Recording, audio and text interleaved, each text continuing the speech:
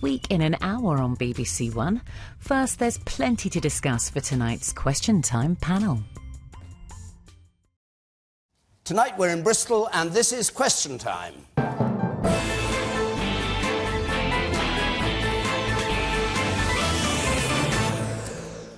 And a big welcome to viewers, to listeners, to our audience here and to our panel tonight. The Conservative Environment Secretary, Elizabeth Truss, Labour's Shadow Foreign Secretary, Douglas Alexander, the Liberal Democrat Business Secretary, Vince Cable, the former leader of the Greens, Caroline Lucas, and the historian and Daily Telegraph columnist, Tim Stanley.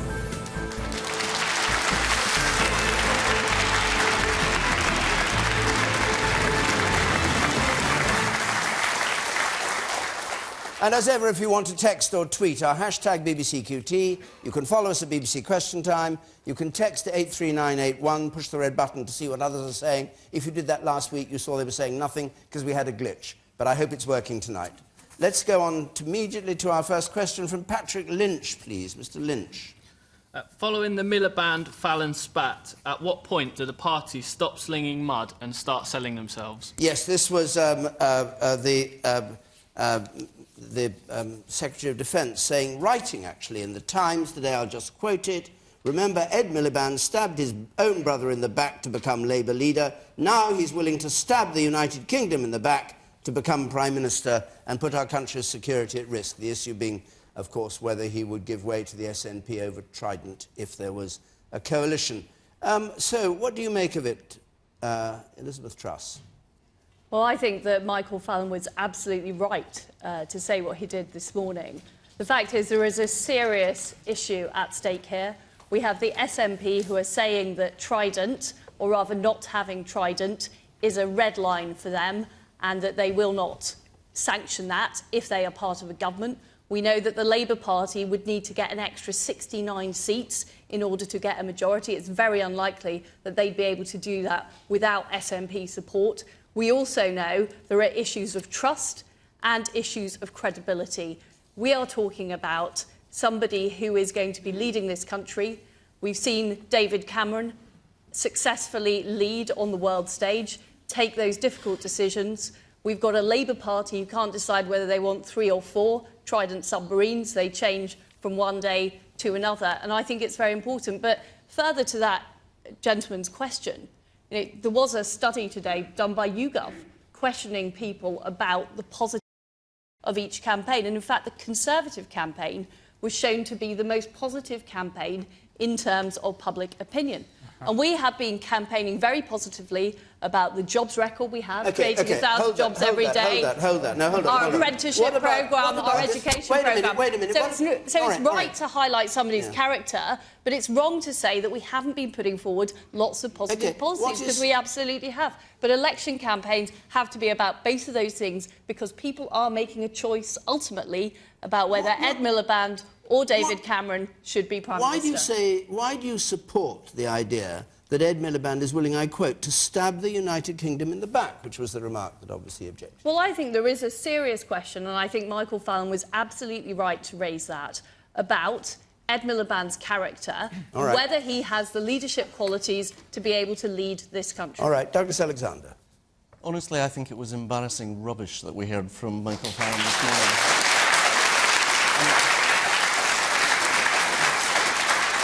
And Elizabeth is doing her best, but the truth is, those remarks revealed much more about the character of the Conservative Party than Ed Miliband's character.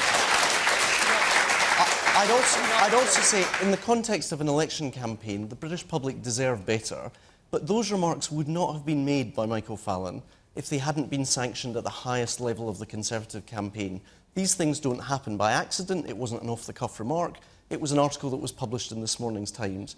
You have to ask yourselves, why would the Conservative Party be spending their time indulging in this kind of personal abuse instead of setting out their agenda for the future? Now, my sense is there's a very fundamental argument at the heart of this election about whether you look after people at the top and that means everybody does well, or whether you believe when working families do well, Britain does well. I think the Conservatives are terrified of having that argument. They can't defend their record, they haven't set out an agenda for the future. Yes, we have. And there's a growing hint of desperation about the Tory campaign. The numbers were supposed to cross over, it just hasn't happened. OK, Who called who dodgy, a bully and rotten? Yeah. Oh, that's probably Prime Minister's questions you're talking about, isn't it? I'm talking about your party leader, about David Cameron. Yeah, I think dodgy, a bully... Calling David Cameron dodgy in an exchange in the House of Commons... Is there a big difference? Honestly, I think there is a line that was crossed today.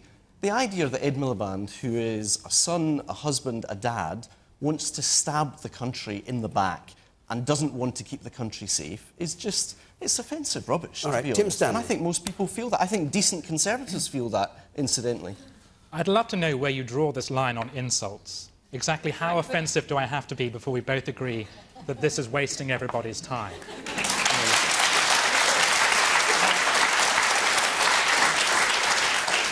Just to correct the record for Mr. Fallon, who I personally like, but just to correct the record for him, Ed Miliband did not stab his brother in the back. He stabbed him in the front, which is different. I don't agree with Mr. Miliband on many things, but he ran against David because David was the right-wing candidate in that election and Ed Miliband was the left-wing candidate. They disagreed on very important policies like the Iraq War. So please, let's not go back over that.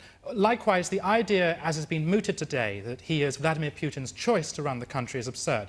He might have more kitchens than sense, but Ed Miliband is not a sleeper agent for the KGB. Now, what's happening here is that both parties are panicking. They're stuck at about 32 or 34%, and one can't break away from the other. So what they're trying to do is reach out to their traditional voters who have gone to other places. Labour's trying to get its left-wing people back by saying the Tories are nasty on the NHS. Remember that horrible ad with the arm, the X-ray arm, that suggested that the Tories were actually breaking people's limbs because of their NHS policies? And likewise, the Tories are attacking Labour and saying, with a strange, confused paradox, that they're both ruthless and incompetent. So they're both attacking each other at the same time. But what irritates me about that is it distracts from the issues. This was a conversation that we needed to have about Trident. We need to ask ourselves why it is 25 years after the end of the Cold War, we still have this extraordinary deadly weapons system. But by focusing that question onto character rather than the Trident system, Michael Fallon neatly deflected away from a serious discussion about policy and onto a silly slanging match about personality.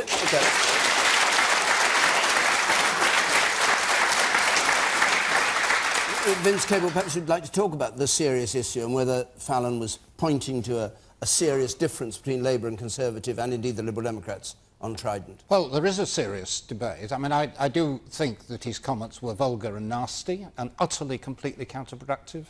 I mean, Theresa May had this phrase about a nasty party, and it confirms that stereotype. But on the merits of the issue, you know, we are long past the height of the Cold War. The idea of a like-for-like replacement of Trident is not sensible.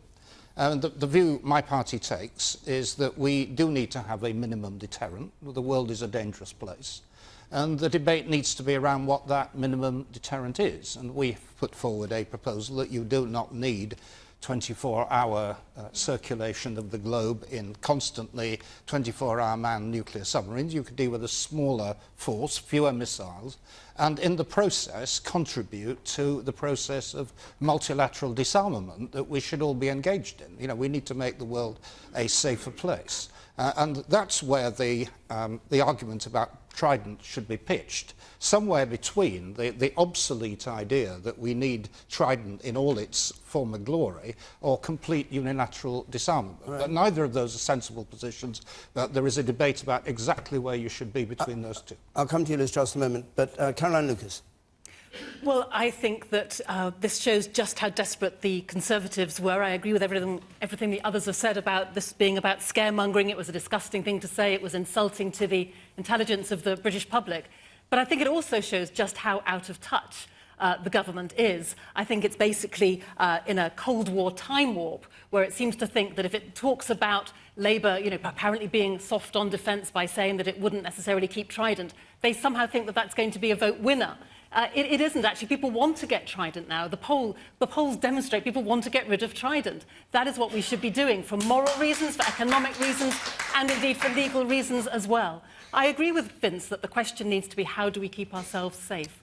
But the idea that we keep ourselves safe by basically sending a message to the rest of the world that says that unless you have nuclear weapons, you are not going to be able to have your own security. That is a recipe for spreading nuclear right across the world and making us all deeply more unsafe. So I would say that at a time of austerity, the idea of spending £100 billion over the next 30 years in terms of replacing Trident and maintaining it is nothing short of an obscenity. In terms of where we could be putting that money, well, we could be putting it partly in terms of ensuring that when we do have our armed forces, they are kept safe. We're talking here about a third of the defence procurement budget between 2023 and 2030. We could be using it for schools, for hospitals, for investing in the real threat that we face, which, in my view, is the climate crisis. Even if you take what the government says is the real crisis, if you look at their national security review, they were talking about cybercrime, they were talking about terrorism. Neither of those are going to be helped in the slightest by nuclear weapons. So let's have a discussion about where the security threats really lie. Let's make sure that when we have the next Strategic Defence Review, that we do include Trident nuclear weapons in that review, because extraordinarily, in this last government, they were not included in the Strategic Defence Review. The interesting thing about your view on public opinion is that the polls suggest that only 25% of people in the United Kingdom want to abandon the nuclear deterrent.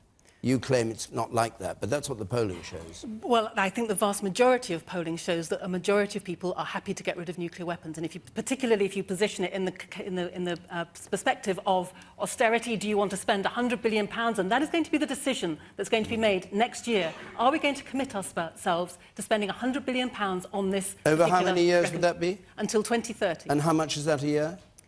I can't do the maths. It's about £3 billion, I think. But can I tell you? It's 6% of the defence budget. But can I tell you what's... Well, hold on. Yeah, you quoted the figure. Let her answer. It is 6% of the defence budget, which is about £30 billion. The issue is the threats that this country faces are constantly changing. I mean, I have one of the largest air bases that defends our country, RAF Murray, in my constituency. Initially, that base was deployed in Afghanistan. We've since had the strikes in Libya. We're now facing the issues with ISIL. What we don't know is what the threats are going to be exactly in 10 years' time, or 20 years' time, or 25 years' time. And that is why it is so important that we have a range of capabilities, so that we do have fighter jets that are capable of being deployed in those situations. We do have a flexible army and air force. Trident played no role in any of those crises. And when we actually begin to discuss what we don't know, Tim, is what the next crisis will be. What I'm saying is when we actually begin to discuss the issue of nuclear deterrence, you see how close the parties are. So the Conservative Party want to have 4 of these submarines of death. The Labour Party wants to have 3 of these submarines of death, and the Lib Dems just don't want to keep their submarines of death on patrol 24 hours a day. And the Green Party wants no submarines of death. OK, hold on. The man there in the middle. Let's hear from members of our audience. You, sir, then I come to you over there. Yes, you bang in the middle there. Go on. Yeah, well, basically, does it not show the public mudslinging between Labour and Conservatives? Does it not show that both parties are struggling to find anything positive? Because personally, it makes me feel like I should vote for somebody other than Conservative or Labour because of the public mudslinging. Okay. And you, sir?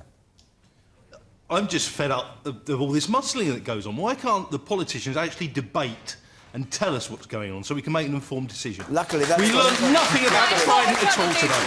Nothing. That wasn't what Michael Fallon was doing, but it's what you're doing. Well, it is what we are doing, and we have spent... Today we made a big announcement about apprenticeships. Yeah. We've made announcements about our education programme on Wednesday. I know nothing more apart from Ed Miliband stabs people in the back. That's all I learned today. I learned nothing at all about Trident. Nothing. OK, and you, sir?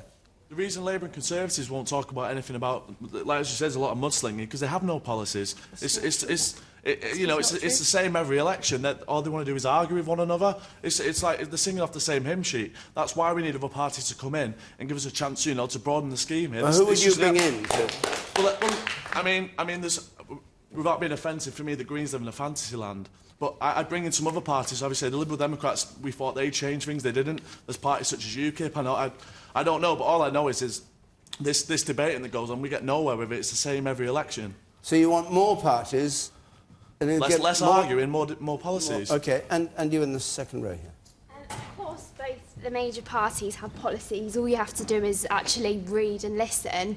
But politics is always going to be personal at the end of the day. We're coming up to a major election, and that's just part of it. And if you actually want to listen and find out the policies, they are there available. OK, and you, sir, and then I come to you at the back. Thank you. Yes. Surely all this mudslinging is just going to turn people off politics, and that's obviously the main concern here, because the main parties are there, and for years they've dominated politics, and now we're seeing this mudslinging between Labour and Conservative, and now people are turning away from those parties. Surely that's the main concern here. And Douglas Alexander. Only yesterday, Ed Miliband took a stand against tax avoidance. He said that the 200-year-long rule that said there's going to be a completely different treatment under the tax system for some very rich people is going to end with the next Labour government.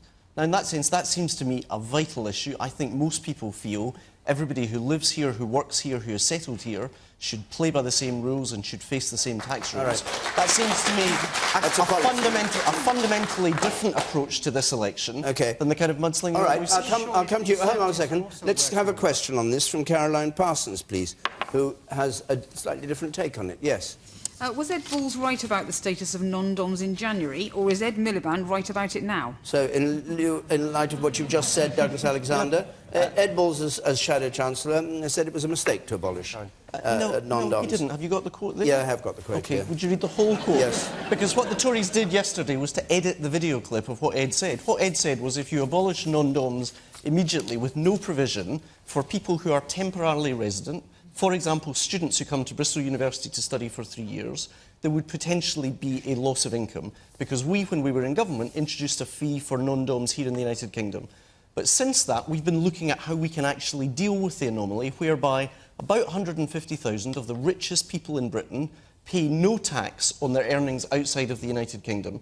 And we came up with a solution. We said there is going to be provision for those people who genuinely are here temporarily, but that's fundamentally different from the non-dom rules existing for the last 200 years, whereby if you buy a burial plot abroad, you can avoid paying tax on your worldwide You asked for the income. quote. You asked for the quote. Radio Leeds, you've seen it. I've seen it 3 times already. If you abolish, this is Ed Balls speaking, if you abolish the whole status, the whole status. Yes. Thank you. Well, that's what your leader has said he wants to do. And replace it with if you abolish the whole status, then probably... for 3 years. Oh, so you're not abolishing the whole No, status? we are. So it's not a matter of principle, it's a matter of convenience. This is a very important point. We are abolishing the status of non-doms, non-domiciled here in the United Kingdom, that's existed for 200 years. But then you're allowing people... No, but we are allowing only the people who are genuinely in the United Kingdom temporarily. Right. We have a situation at the moment where... No, it's not, all right, Liz, because at the moment people name. can live here, be born here, work here, spend their whole life here, but because their dad was born in Brazil or because they bought a burial plot abroad,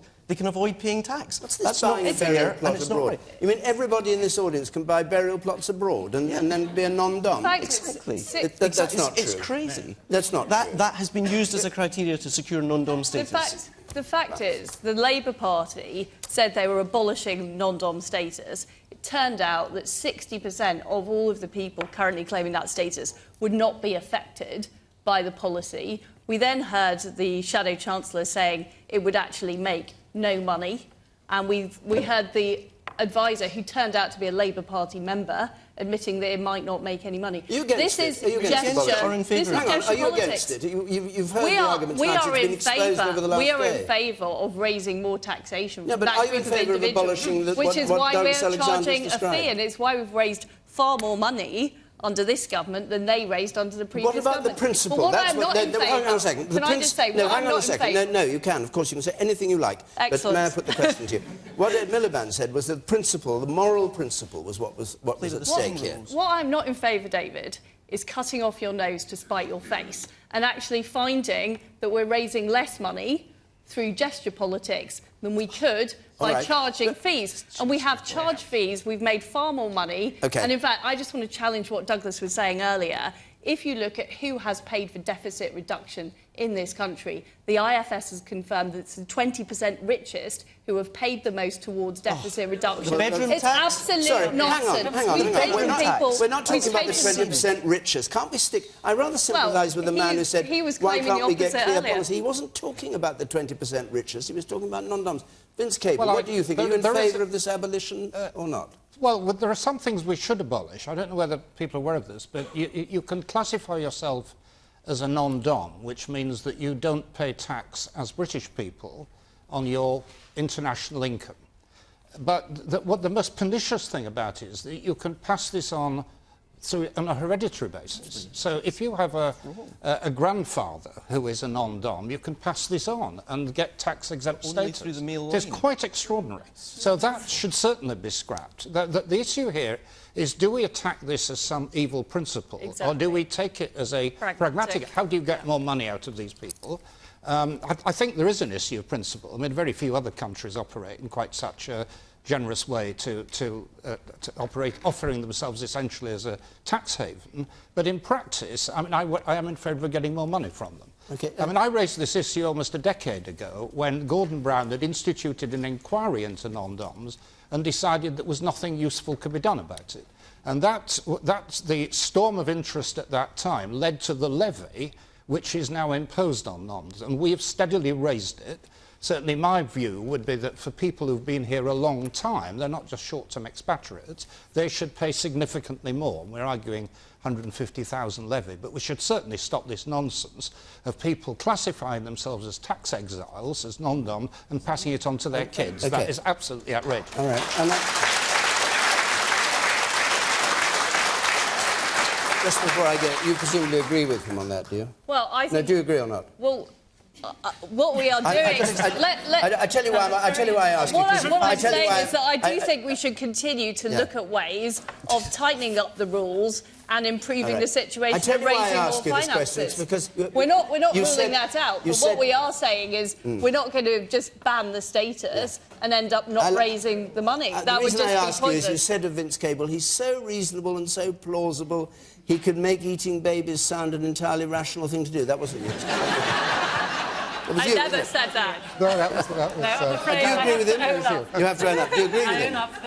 Yes, I did say that, and it was a tribute, actually, to Vince's powers of persuasion and the fact that... But on this issue, I think that Labour has finally done the right thing. Of course, non-dom status did explode under the Blair and Brown years, but I'm very glad they're now saying that they're going to get rid of that status. I think that there's no evidence that suggests that there won't be money coming in as a result of it. I think every time there's any indication that a tax might rise or a new regulation might come in, there are squeals from business saying that, you know, they're going to up sticks and go. In reality, they very seldom do. I think there's every chance that it will bring in money. But do you know what? If there are one or two wealthy business people who decide they don't want to pay their fair taxation, if they decide they want to go, well, do you know what? I think we should call their bluff, and I personally will go and help them pack their suitcases. It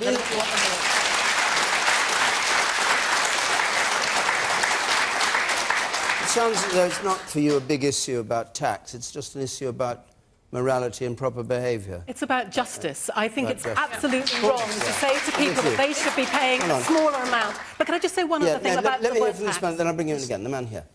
I believe that William Pitt introduced the income tax 200 years ago as well. And what's happened over time is it's been made more relevant as time moves on. And I think, you know, that there's a great risk. None of you can tell us what will happen with non-doms if we change the rules. None of you know. But what we do know is that you could change the premium that's paid. You know with certainty how many non-doms there are, and you could change that premium and raise a lot more money with certainty than this great fluff and bluster about what to do. And you wouldn't, I understand entirely why people are angry when they hear about non-doms, because they have this impression that it's people who literally pay no tax living here, saying that they live abroad when actually they live here. Let's stick to the facts and what will work. The fact is they do pay tax on what they earn in this country, and of course they pay tax on what they spend in this country. They just don't pay tax on what they have overseas. A great number of the 114,000 people who have this status are things like doctors and surgeons and lawyers who are visiting. One second, let me just explain deal with the detail of the facts. In total, they give to the Treasury every year around £8.3 billion. That's how much we take away from them. To give you some sense of context... When you say take away from them, they're like you or me paying tax, you mean? Yes. That's not taking money away from them. No. I mean that's you pay your tax, I assume. I pay my tax. No, what I'm saying is the idea they pay nothing is not true. They do pay tax on income here. Fair share. Now, one second. Let me just finish the point. So given that they do contribute, and to give you some sense of context, that means they pay the equivalent of the lowest 10 million, of the 10 million lowest paid workers. Now, a premium was introduced, a charge was introduced a few years ago of £30,000 in order to claim this status. And the result was that about 16,000 people just stopped and left the country.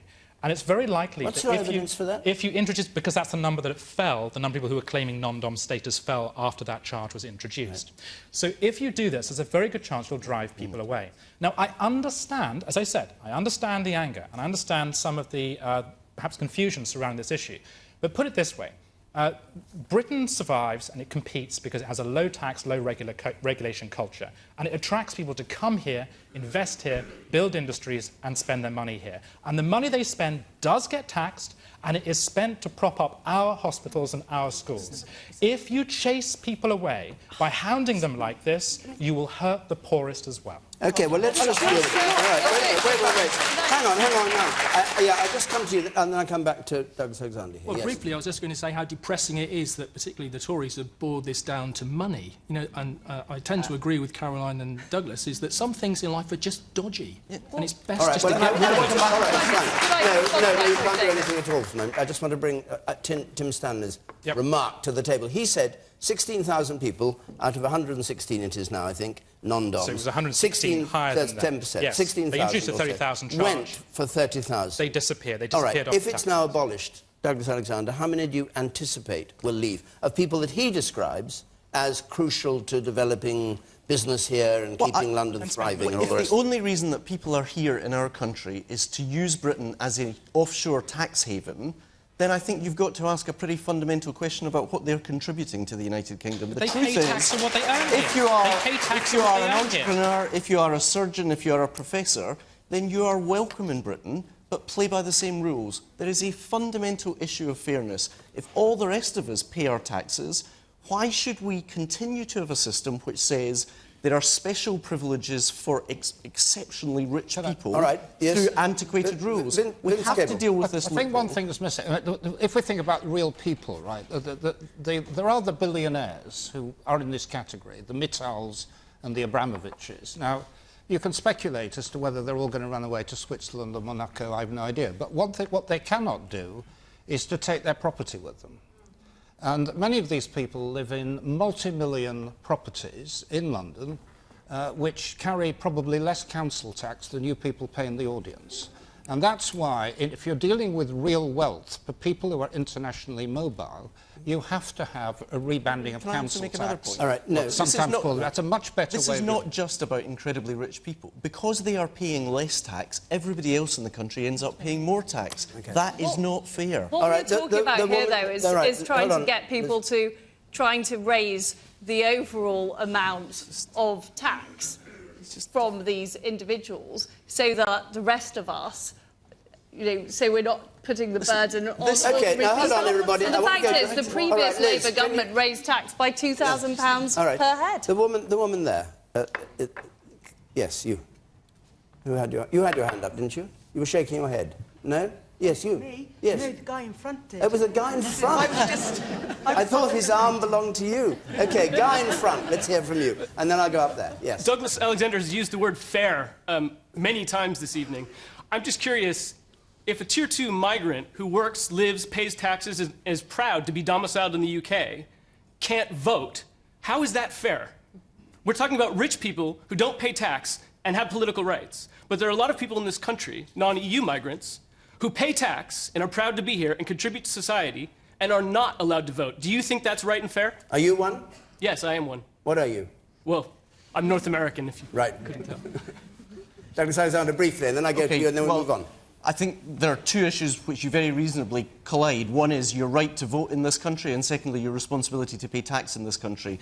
I think, of course, we should have fair rules in terms of the right to vote, in terms of people who participate, but that shouldn't be at the cost of fair rules in relation to people paying their taxes. The truth is, the old idea that says if you look after really rich people, the wealth will trickle down, has been defied by the experience of this coalition government. It doesn't work. OK.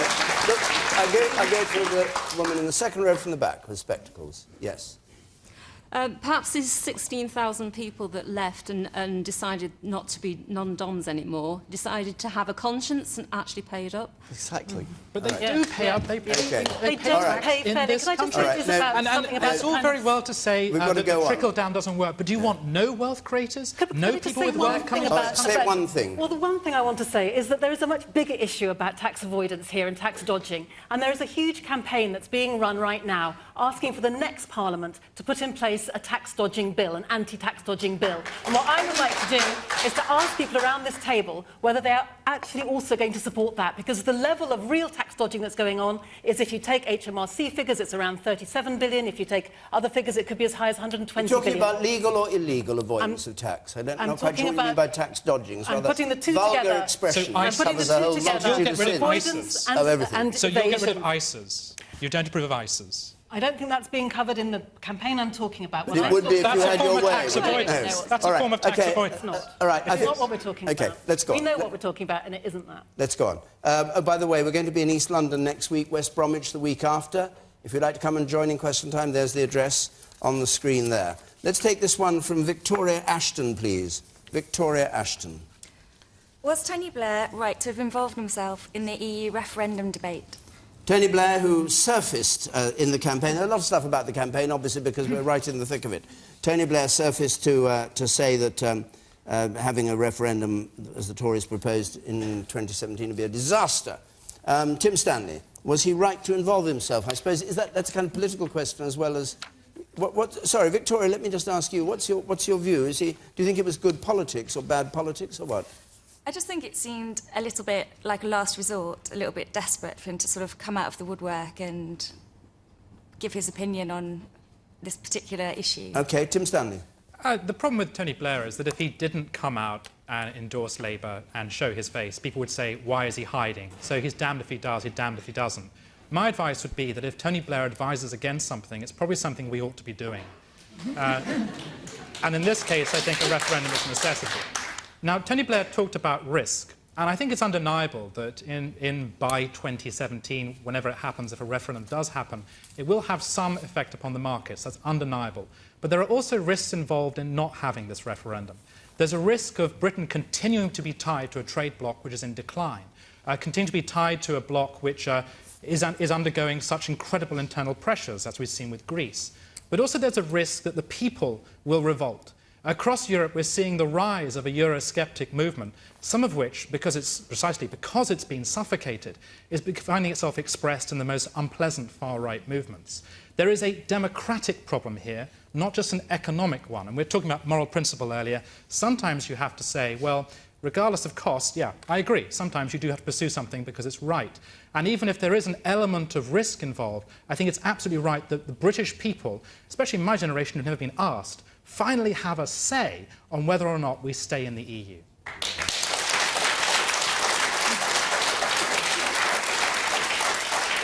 Vince Cable. Well, Tony Blair's got a bad name these days because of the Iraq War and because he makes pots of money. But I think, to try to be fair to the guy, I mean, he was probably the most successful electoral leader the Labour Party's ever had.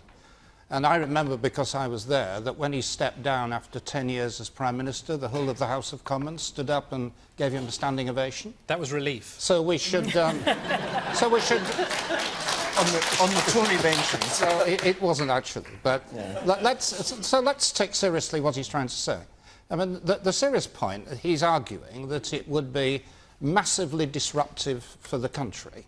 The Conservatives at the moment are threatening all kind of chaos if they don't get in. But if they did get in and were able to introduce this referendum, I mean, the principle of a referendum is not at issue here. We've all voted for one, should there be a renegotiation of the treaties. But to precipitate a referendum at this stage, we'd be spending 2 years, at a time when the economy still needs to recover more, we're spending 2 years while the government negotiates better conditions, and of course the European Union needs to improve. We then have the uncertainty of the outcome. We could spend years afterwards, if the vote is no, trying to find some new arrangement like the Norwegians or the Swiss or the Turks, none of which is at all clear. Even if we win the referendum to stay in, as we've discovered in Scotland, there are a lot of people for whom no is never an answer. You know, referendum becomes never-ending. And what Blair is warning is that if this goes ahead and the Conservatives proceed with this policy, they will perhaps unintentionally create a massive blight over the country.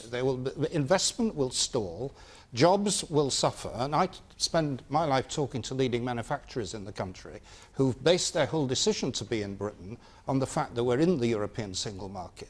So it could cause a great deal of damage. So whatever people think about Blair and the Iraq War, on this particular issue, I think he's talking sense and people should listen to him.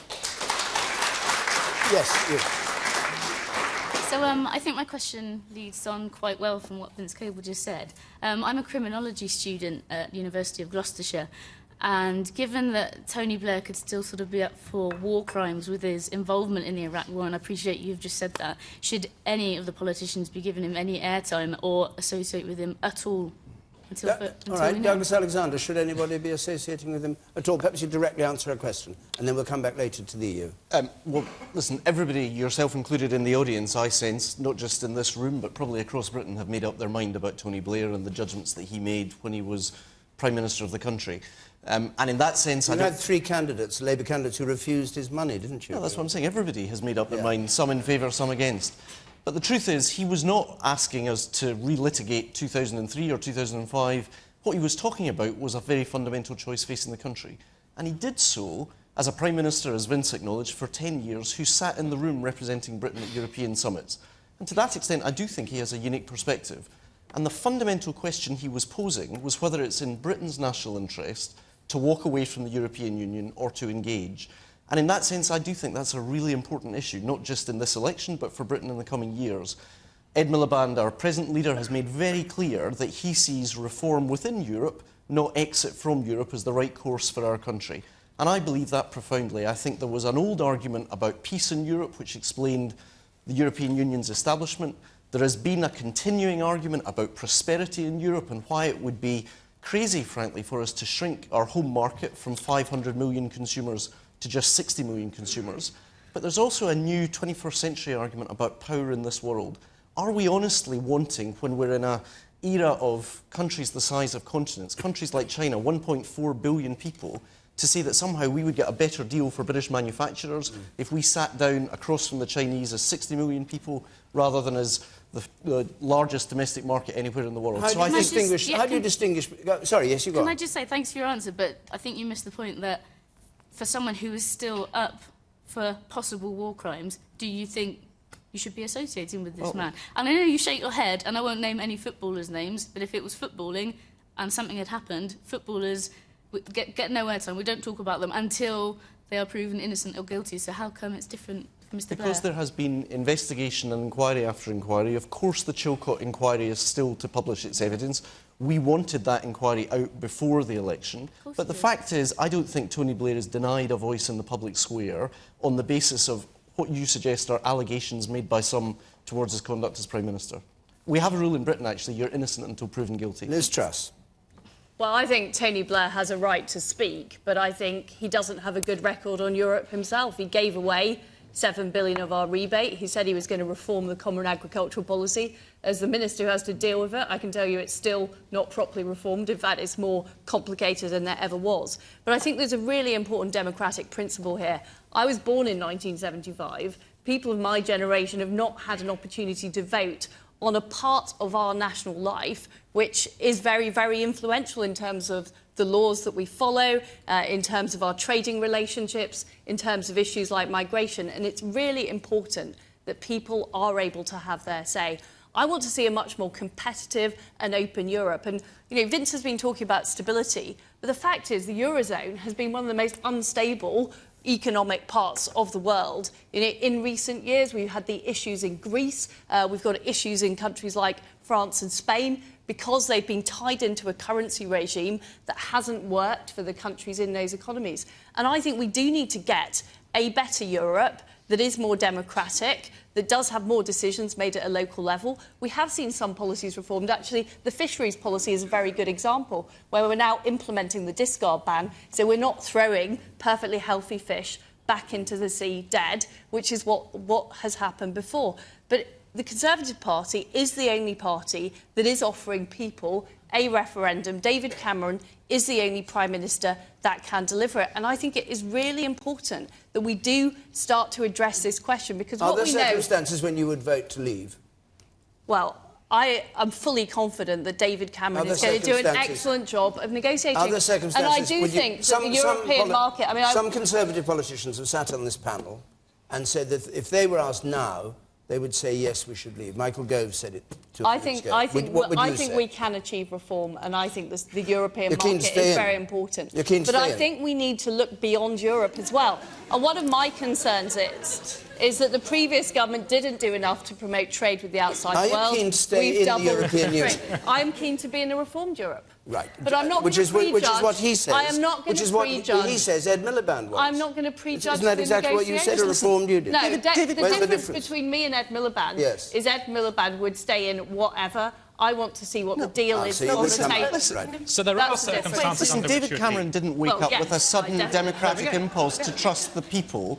The reason David Cameron's been forced into this referendum is because his own backbenchers don't trust him. Right, Caroline That's Lucas. the truth of the Caroline Lucas. Because the British public Liz, please. want to have a Caroline say. Lucas. Well, I want to see the EU reformed as well, but the idea that the best way to do that is to walk away from it is pretty odd. I want to see the UK reformed. I'm not about to leave here or leave, the studio or anywhere else. So it's a very odd way of going about trying to change things.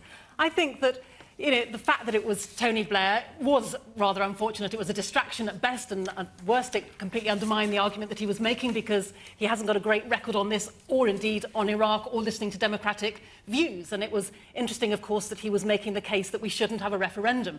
Now, I am pro-EU, but I'm also pro-letting people have a voice on this, because I think one of the reasons that people...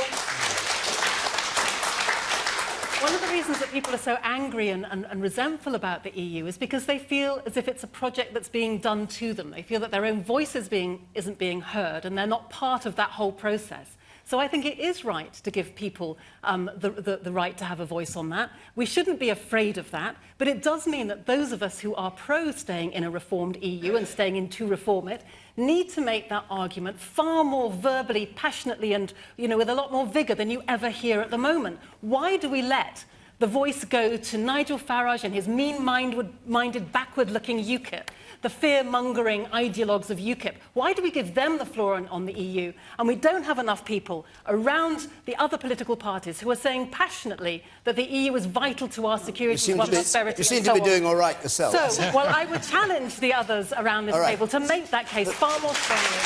Good luck there.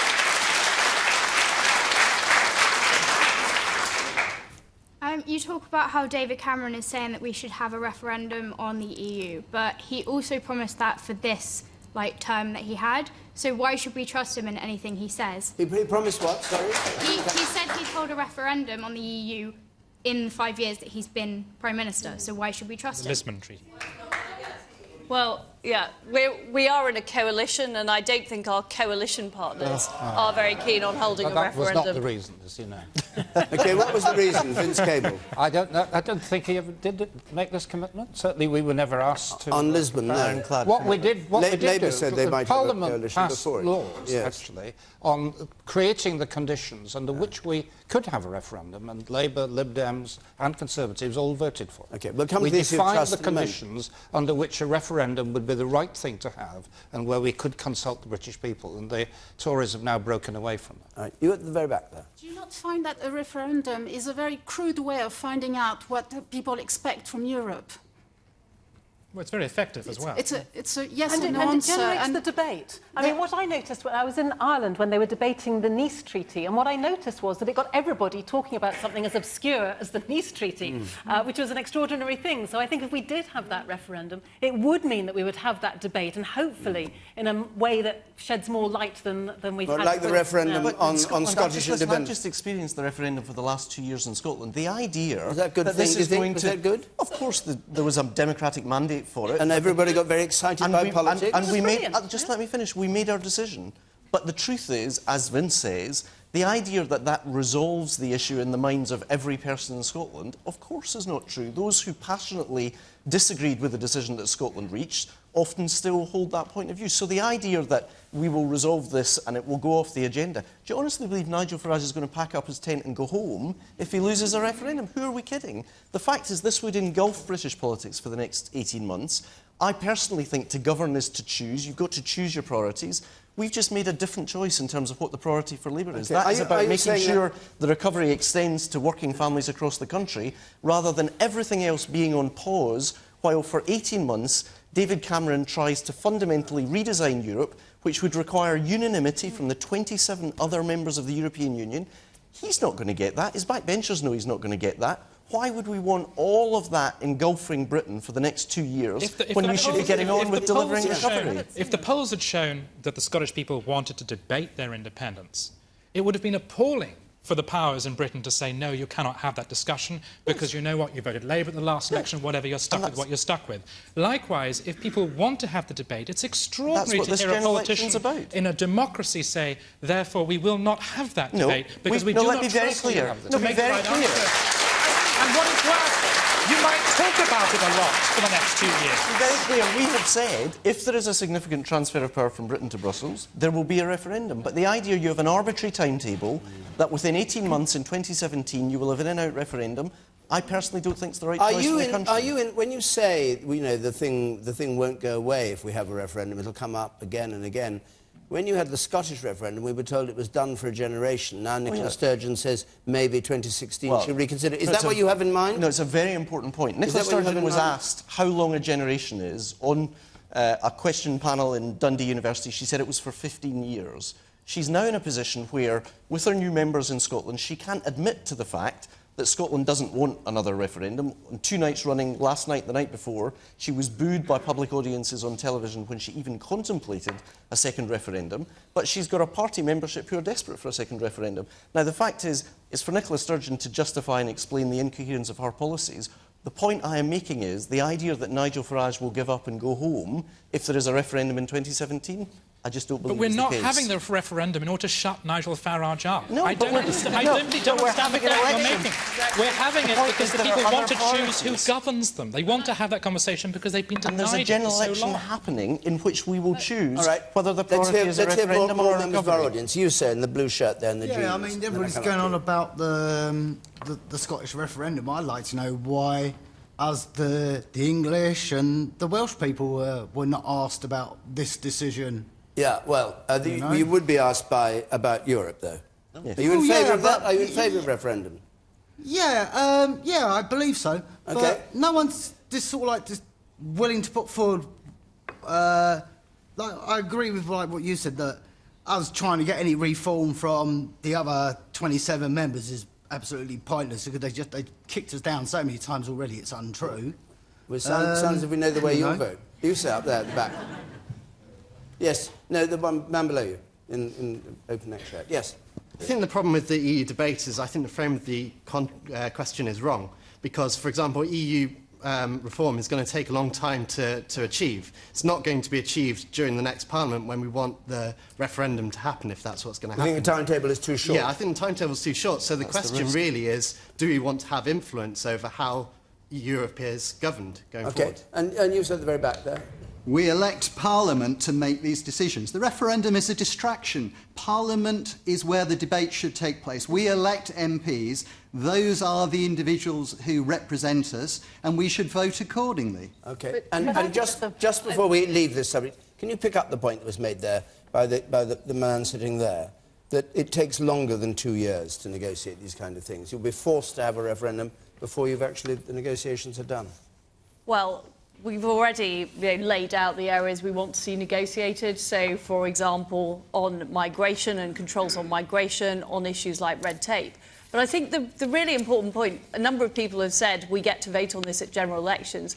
Actually, the debate at general elections doesn't really talk generally about the specific powers of Europe. And what I really notice about being a Secretary of State in government is just how much of the rules and regulations that we get are from Europe, and we don't get the opportunity to really talk about that and really scrutinise that. And I do think one good thing about the Scottish referendum was it did give people an opportunity to discuss the underlying issues in serious depth. And the fact is, general elections about all kinds of things. They're about the character of the leaders, who you want to run the country. They're about all kinds of topic areas. The media love covering things like health and education, which everybody has day-to-day dealings with. Some of these European issues do get quite specific, and I think we need a long time to actually talk about it and really get a better deal, because the fact is Europe isn't working for us, but it's also not working for many of the other countries in Europe, and a lot of other countries are incredibly frustrated. To hear all your list of things there, but we should come to that another time. I want to take one more question because time's running out on us. Adam Cheel, please. Why should students trust Labour's promise to cut tuition fees? Labour is promising to cut tuition fees, back to that subject, from 9,000 to 6,000. I suppose, Vince Cable, you should answer that, why the trust in well, I think a decision like that. I mean, all the major parties have made complete fools of themselves over this issue, including mine. We made a pledge we broke, and we regretted it, expressed apologies for it. Though the policy that has evolved is actually rather better. What's been forgotten is that the Labour Party originally promised never to introduce tuition fees and did, and then again promised not to increase them and did. The Conservatives also did a U-turn on this. They were for free tuition in 2005. So we've all done it. We've put our hands up and got it wrong, and what I've done in my job as a Liberal Democrat business secretary is to try to make the university system work, and we've done that because universities are now properly funded. We've got a system of repayment that operates like a graduate tax. Nobody pays cash to go to university. They pay later in life, depending on their income. Nobody pays anything up to 21,000.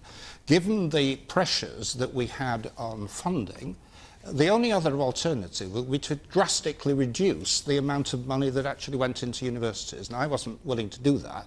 I also wanted to give priority to people who don't go to university, to have vocational education, to do apprenticeships. And if we were going to do that, we had to take tough decisions on university tuition fees, and I take responsibility of having done it. I think the policy that has emerged is better, but it did involve the loss of trust, and I, again, regret that. Okay.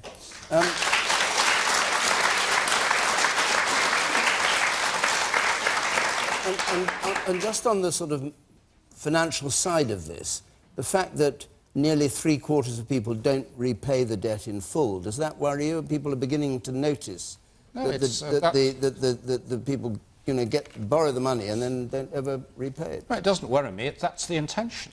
That if you are a graduate and you have a low income, we don't want people. So the cut from 9 to 6,000 is a good thing or a bad thing? It's a bad thing for one very particular reason, and anybody here from Bristol University will be painfully aware of this, because what will happen is that the University of Bristol Science and Engineering departments will get 2/3 of the money they currently get. Basically, the Labour proposal involves taking about 2.5 to 3 billion out of universities on day one. And, of course, the money's recouped over 30 years. This is potentially devastatingly bad for universities. Though, of course, it creates a nice soundbite. Douglas Alexander. I'm sorry, Vince, that's just not true. First of all, the cost of this proposal to reduce fees from 9,000 to 6,000 is about £2.7 billion, and that money isn't coming out of the engineering department of Bristol University, as Vince claims. It's coming from changes to tax relief for some of the richest people in the country.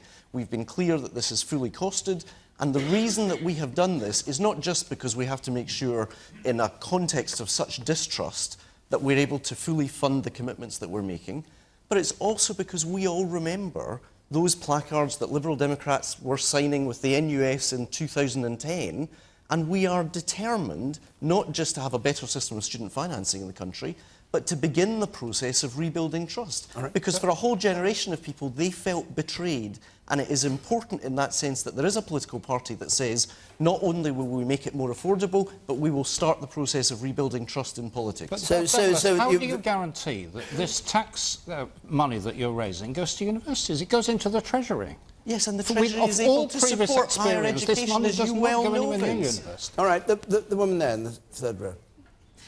As a PhD student, I have to say that I'm really torn on this because the lack of student loans or equivalent for postgraduate means that I often struggle financially, but I'm really worried about the student loans I do have and what might happen in the future, for example, if interest rates shoot up, and how I'm ever going to repay that. So I think it's a very difficult question, and I don't quite know the answer, but I think that there's some real worries about where student loans for those of us who have them might go in the future. And you on the gangway there, and then I come up there. Yes.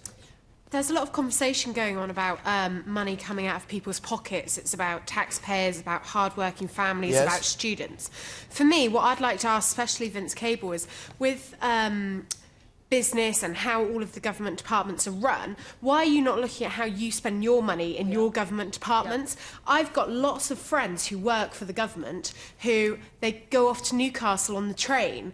They're not allowed to go first class, even though it's cheaper. They're spending £300 just for a ticket straight away. All right, we're a bit far away from student fees there. What about student fees, Tim Stanley?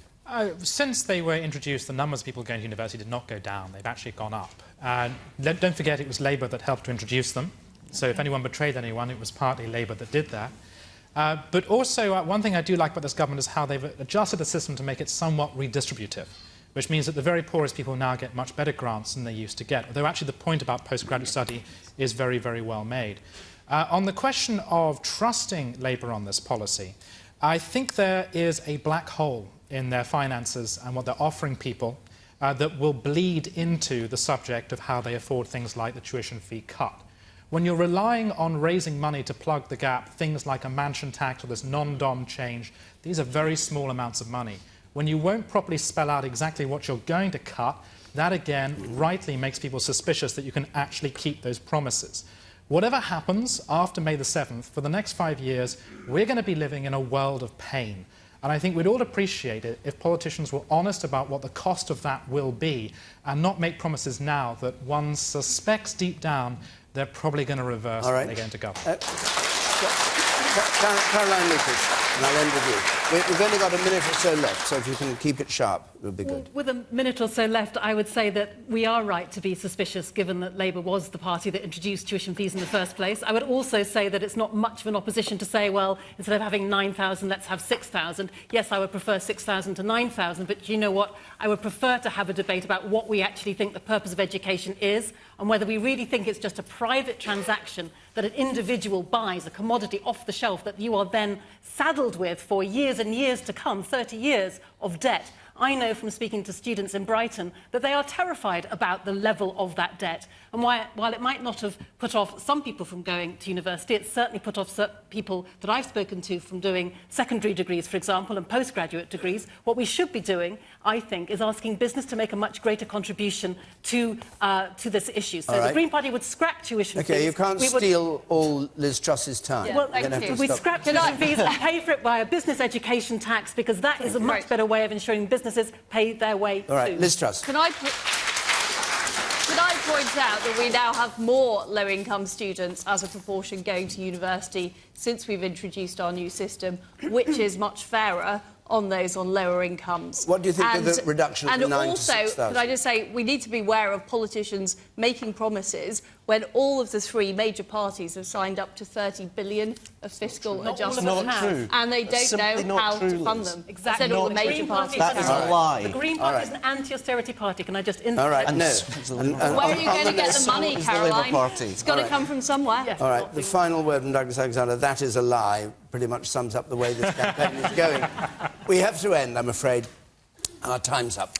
We're going to be in East London next week. Among those on the panel, Yvette Cooper for Labour, Douglas Carswell for UKIP, the SNP leader in Westminster, Angus Robertson, and the journalist and broadcaster Piers Morgan. The week after that, we're going to be in West Bromwich. So if you're attracted by the idea of East London or West Bromwich with that cast list, apply by going to our website there or calling 0330 123 99 88. I'll say it again. I can't say it again. 0330 123 99 88. If you're listening on Radio 5 Live, of course, you have Question Time, Extra Time going on now. But here, my thanks to our panel, to all of you who came to Bristol to take part. Until next Thursday from Question Time, good night.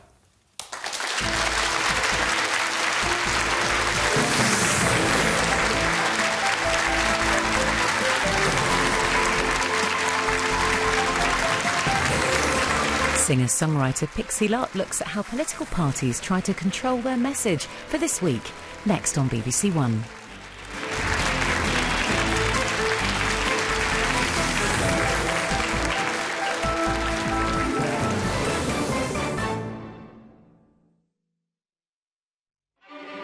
This is an election like no other, and with all the political parties battling for a slice of power. I'll be joined by 5 party leaders for a live debate with Labour's Ed Miliband,